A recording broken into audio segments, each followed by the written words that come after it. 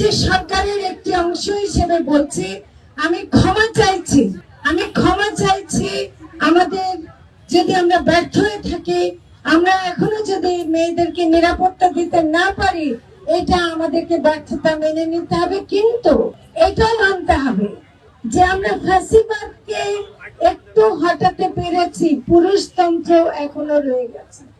পুরুষতন্ত্রের কারণে এই ফ্যাসিবাদে মানুষগুলো যারা এখনো আছে তাদের মধ্যে পুরুষতন্ত্র রয়ে গেছে বলে তারা নারীকে আবারও পিছনে ঠেলে দিতে চায়।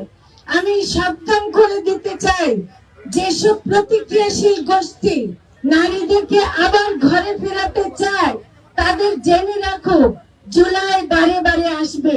জুলাই শুধু জুলাই মাসে না, আগস্ট, সেপ্টেম্বর, অক্টোবর, নভেম্বর, প্রতি মাস জুলাই হবে, প্রতিটি মাস জুলাই হবে।